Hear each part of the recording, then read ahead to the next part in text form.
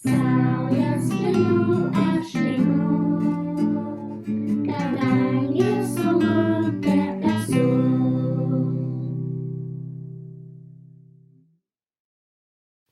Sveiki bičiuliai, seniai jau kažką bekalbėjau, tai kadangi atėjo jau šventinių švaros dienų mėnuo gruodis, gruodį visą laiką darau kokią nors švaros praktiką, tai šį mėnesį sugalvojau tokią gan paprastą, gal sakyčiau, gal pati lengviausia bus iš visų iki šiol darytų, tai kas antrą dieną darau švaros dieną.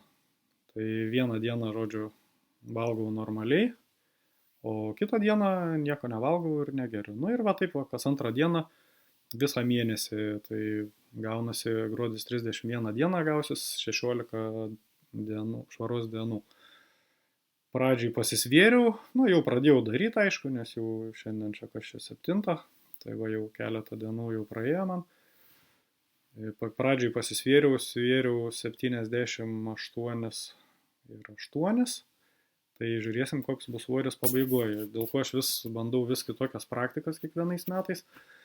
Nu, norėčiau iš tikrųjų surasti tokią praktiką, kuri padėtų eiti prie maisto atsisakymo ar link maisto atsisakymo, kad išeitų kažkaip tai gyventi be maisto, bet kad nekristų svoris ir svarbiausia, kad nekristų jėgos.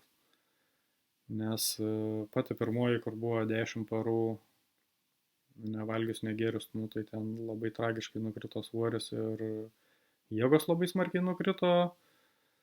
Pernai aš jau čia dariau 3 dienas nevalgai, 4 dieną geri tiek, kiek nori, nu, sulčių, paprastai gerdavau sulčių arba arbatos.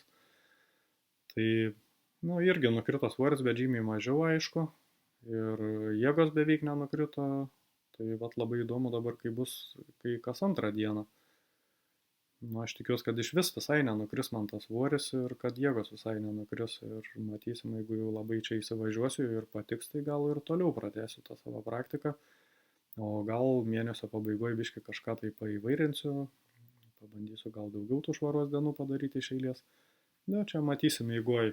Kol kas sekas puikiai, iš tikrųjų labai įdomus dalykas, kad kai praeina švaros diena, kitą dieną jau, kai ta diena, kai turėtų būti, kad valgytum, atrodo, kad norėtus dar vieną švaros dieną padaryti.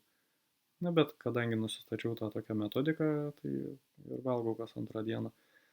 Po pirmos švaros dienos, kai buvo ta diena valgymo, tai pavalgiau gan nemažai iš tikrųjų, sakyčiau, tai atrodo, lyg tai organizmas norėtų atsigriebti už tą laiką, kurį nevalgiau, bet kitos dienos daugiau kai buvo, tai man atrodo kaip tik apetit sumažėjo.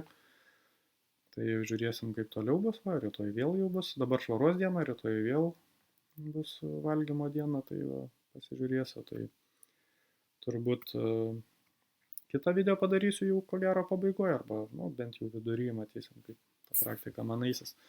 Tai sėkmės visiems, kas norit prisijunkit, išbandykit, gal turit savo kažkokių kitokių metodikų, ar idėjų, ar nuomonių. Tai tiek tam kartui. Visiems švaros.